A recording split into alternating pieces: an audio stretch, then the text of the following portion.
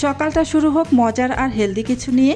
আজ আমি বানাচ্ছি খুব সহজ আর মজার ঝটপট একটা ব্রেকফাস্ট রেসিপি, যা একবার দেখলে আপনি প্রতিদিনই বানাতে চাইবেন। কম উপকরণ, কম সময়, কিন্তু স্বাদ একদম অসাধারণ। তাই ভিডিওটা শেষ পর্যন্ত দেখুন আর শিখে নিন পারফেক্ট সকালের নাস্তা। একটি বাটির মধ্যে প্রথমে নিয়ে নিলাম মেজারমেন্ট কাপে মেপে 1 কাপ পরিমাণ চাউলের গুঁড়া আর হাফ কাপ পরিমাণ সুজি। স্বাদ অনুযায়ী লবণ দিয়ে দিয়েছি। এবার দিয়ে দিচ্ছি 2 চা চামচ পরিমাণ চিনি। চিনির পরিমাণটা আমি কমই দিয়েছি। এবার দিয়ে দিচ্ছি 2 চা চামচ পরিমাণ লেবুর রস।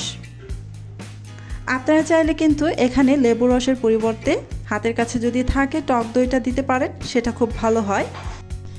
এবার নর্মাল পানি দিয়ে আমি একটা ব্যাটার বানিয়ে নিব। প্রথমে হাফ কাপ দিয়েছি, এবার আরও হাফ কাপ পরিমাণ দিয়ে মোট 1 কাপ পরিমাণ পানি দিয়ে প্রথমে এভাবে একটি কাঁটা চামচের সাহায্যে ব্যাটার বানিয়ে নিচ্ছি। এখানে আমার আরও পানি লাগবে, সেটা আমি একটু পরে ব্যবহার করব।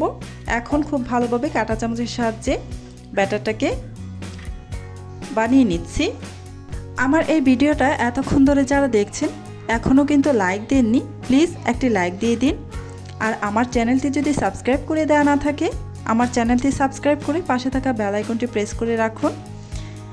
এই তো ব্যাটারটা আমার বানিয়ে না হয়ে গিয়েছে। এবার ঢাকনা দিয়ে ঢেকে প্রায় 15 মিনিটের মতো আমি রেস্টে রেখে দিব।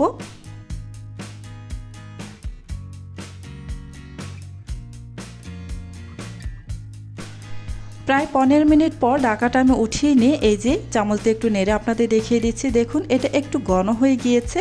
এখানে কিন্তু আমার আরও কিছুটা পানি ব্যবহার করতে হবে, কারণ ব্যাটারটা আমি আরও একটু পাতলা করব। ব্যাটারটা এমনভাবে করতে হবে যেন একদম বেশি ঘন বা একদম পাতলা না হয়ে যায়। এই যে আমি আরও একটু পানি দিয়ে চামচের সাহায্যে নাড়াচাড়া করে নিচ্ছি।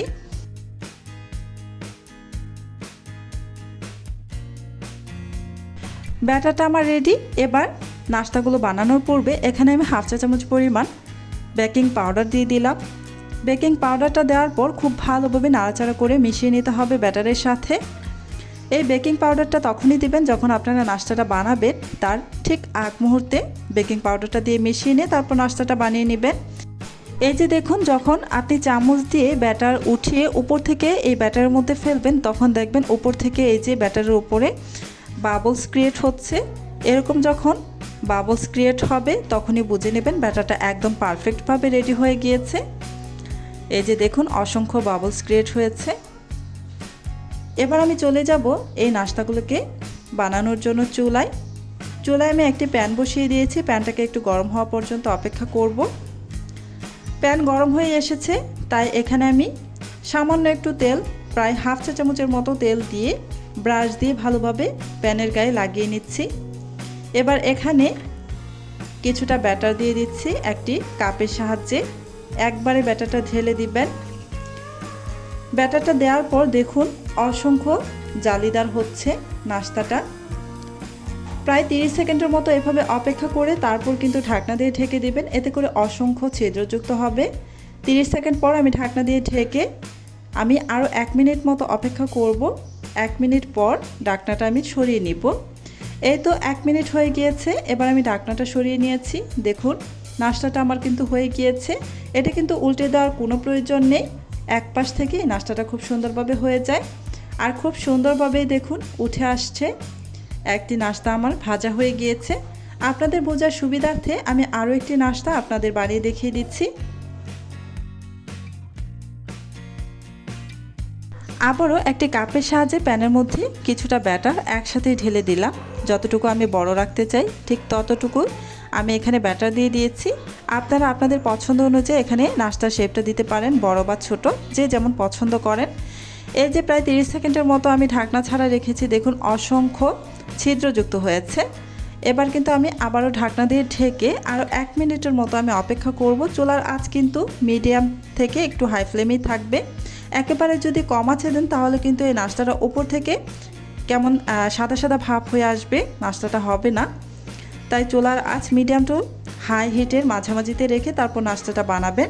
আর 1 মিনিটের মধ্যেই কিন্তু এই নাস্তাটা হয়ে যায়।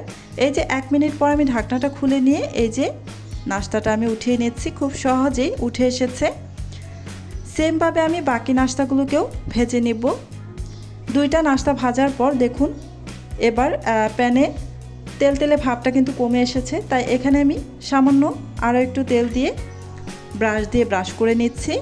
এভাবে যখন দেখবেন প্যানের গায়ে তেলতেলে ভাবটা চলে গিয়েছে তখন কিন্তু সামান্য একটু তেল দিয়ে ব্রাশ করে নেবেন, তাহলে কিন্তু হবে।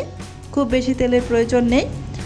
এই তো এবার আমি এই প্যানের মধ্যে আবারও একটি কাপের সাহায্যে কিছুটা ব্যাটার ঢেলে দিচ্ছি। এভাবেই আমি সবগুলো নাস্তায় বানিয়ে নিব।